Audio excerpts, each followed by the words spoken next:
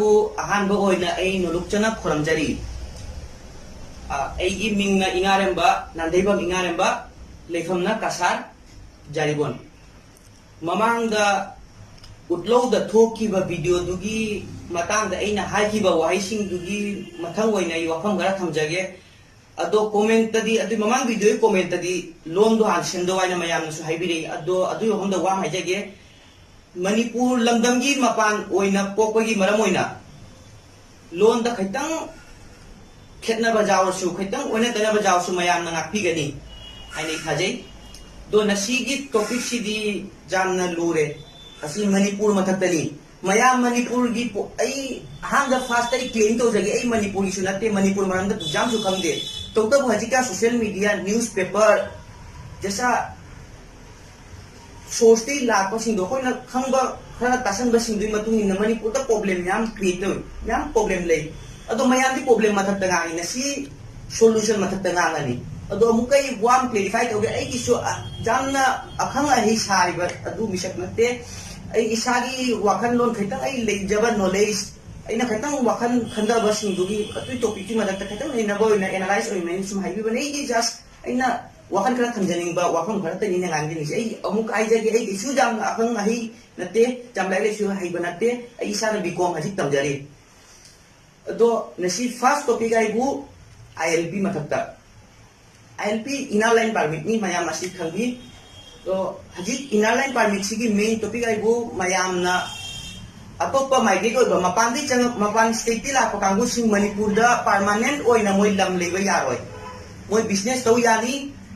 rent oina leuba jani moi kharani lei jani but very limited period adugi terms and conditions khara lei moi ye adu matung in moi lei jani asini moi na ILP da hai se asi jam achobo war amni Manipur da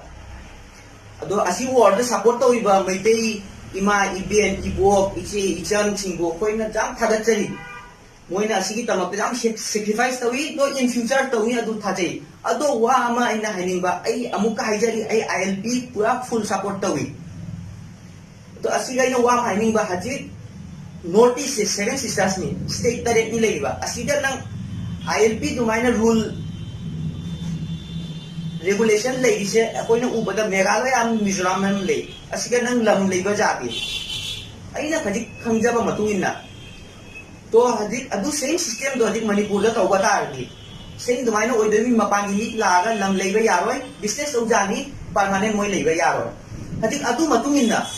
हजी Manipur da ILP pi ya ne so khalasi yarasi Indian government na Manipur government na jare na ILP pi ya khalasi ILP rule se pass to ya khalasi adu kai doni hजी kai do ba Assam na ai bata di Assam da so ILP pi wa na do di pot kamai doni Assam da leiba Assam jati moi ta leini da atopa mina thokpa da ba adu ai di hजी Assam da leiba atopa jati mayam lei ni Assam da adu moi to ro khoi leini ba meitei sing se akoi na kai chatoi ba अकोई जो lump थादो chain बता बनी अकोई lump थादो chain बस अकोई उपाय लेते अदुदी आसाम न सु क्लेम तौरनी त्रिपुरा न सु क्लेम तौरनी नागालैंड न सु क्लेम तौरनी हेक मणिपुर न फंगी बता ILP आई अपुंगा हाइजेगे आई ILP से मणिपुर दा पास तो ओनबिनु सी हाइ नते आई पूरा फुल सपोर्ट 100% सपोर्ट मणिपुर दा ILP पास तो लो आई हाइनिंग से सीनी मणिपुर दा ILP पास तो ओन बता दे अतो को मना का लेबे स्टेट सिंग से मोसु क्लेम तौरनी मोसु ILP bi ओइना अदु मतांग ददी कमाई तो जावा हजी मेन प्रॉब्लम है तो ILP से करी मरंदे लाको नो ILP लाको से मपांदे लाको मयांग सिंगना लम से तंजन बसिगा लम से कन्बई तमक ILP लाको नी असिनी अब ILP की मेन मागी केनो से मागी ILP की यानी कोई ये मेन थीम से असिनी अब हजी असी पोचे ILP थ्रू नत्र सु अतोपा प्रोसेस तक कमाई तांजागे सी कोई ना नहीं ना इना खतंग खंजब आई खतंग नॉलेज के बदो हाई भी ये मुझे अकोई अतोपा गोंग दिसुला हजी मियम फूना चैना तांबा यादे हजी मणिपुर दा लेबा मयांग मचा मपांडियम फूरु वदा असि के इम्पैक्ट आनी मपांग दा मणिपुर के दाइक तम रिबा अनांग सिंग दुबई दा कोई इयाम गुंबा लेरी इचे इचन गुंबा लेरी मोजे सु प्रॉब्लम लाकनी कैसु लेते बा मणिपुर दा मयांग मचा फूबा दा कोई लेबा कासार दा हाई ना मणिपुर दा थोदोकम थोकरे कोई चेक्सन लुआई इमाई पाना हाई तुमाइना से मपांग दा तमिबा लाइक लेसु तमिबा आंग मोजे प्रॉब्लम हम लाकनी कोई असी सोल्यूशन दे से कमाई सोल्यूशन दो जानी फू चै दा बिदा ये फू चै तो वदा कैदोनी ह्यूमन राइट वायलेशन ओइ हाइनी असी पोचे कमाई तौनी अतोपा सिस्टम द लेई ना तौ जानी सपोज नंग खलो ए से just a J E thought तनी हाई जे डोले से सपोज दसी खलो मयांग मजा म नसी सब्जी जोले ना वेजिटेबल्स फ्रूट्स जोले खलो माई दुकान माई शॉप पे पोट लेबी द्रगा लोरे माने नोंग मनी नि हुमनी मरी नि मंगा नि तारा नि थामा चही मा जलंगनी अदु मतुंग ना मयांग ना लेबी द दिमा ऑटोमेटिक मा अदु बिजनेस थादो चेन बसरा मा उपाय लेते मयांग ऑटो रिक्शा थोबदा माई ऑटो रिक्शा तुंबी द्रगा लोरे मा निनी हुमनी मरी नि थोरम गनी अदु मतंग दे चही मरी मंगा मतुंग दे मा ऑटोमेटिक मा थादो चकी दोनी मयांग ना फंबा फी दुकान अमा दे फी लेबी द्रगा लोरे दुमाइना मोंग प्रोसेस ले अदिना हाइजेनिंग बसिदी मणिपुर मिसिंग दुमाइना कोइना बा मोंग दा मी सिबु तान बजाय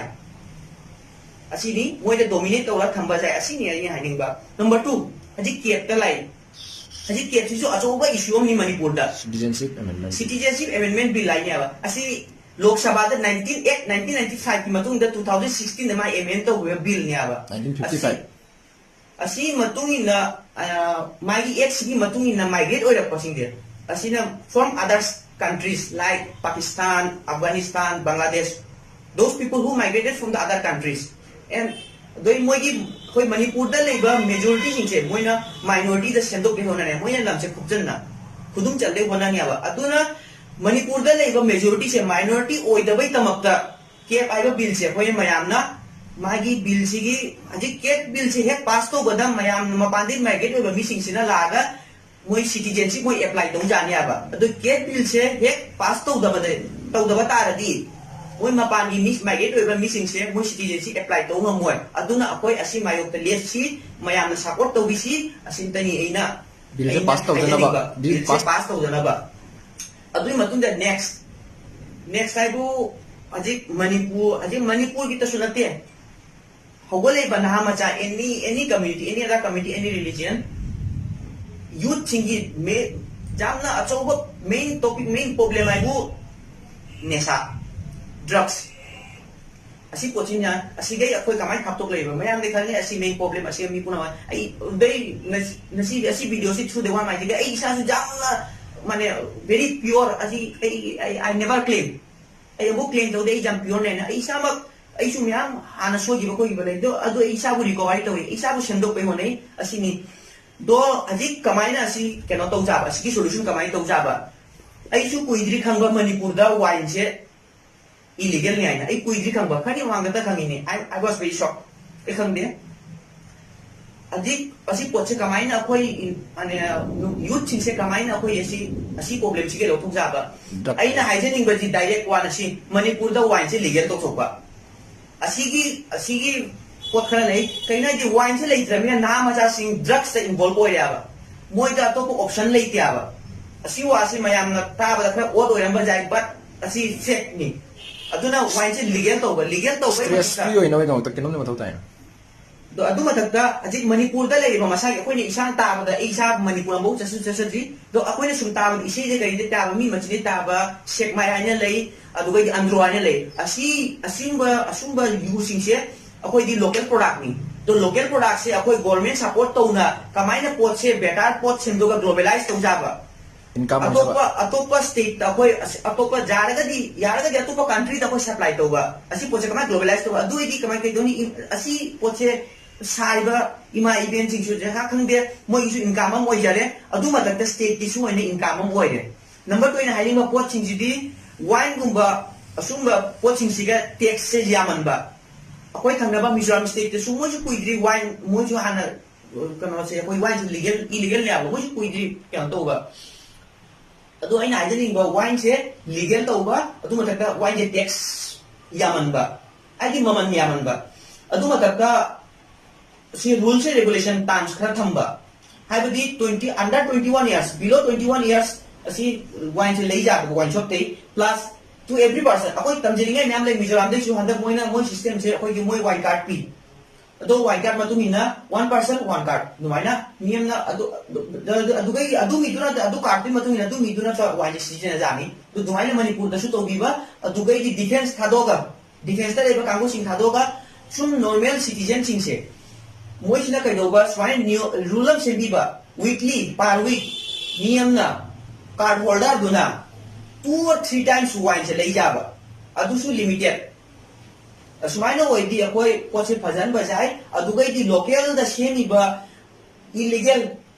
yu yon ba kangu khangde ama khangde moi si se ban to ba moi se thingbi ba asima takta sarkar na dai asima takta hana dai su koi maila pai imai ben sina phajana yam kanna honai adui tamak yam thagatli adu sarkar yauna khulaki mi jauna imai ben singna maila pai bi khangde asima takta rules strict to wan ba plus asigi akiba chairak pi dan di ya bote nasi phagani heng thado koi ma usit to ya asina asigi matik sa ba chairak pi ba adugai desi local da joli ba illegal joli ba burana joli ba kangu singje tingbi ba asini. Then next point drugs. Hadikan angan sing nupa macha sing hawale ben pa sing asiga involve akoi kuidre gi mana bagi mana nupa na hai thajaro chehi tra manga ta phari angang go legi dawni overdose te do tumaila nupa macha kaya makunsi mangali nasi addiction center mi mayam legi aduna drugs se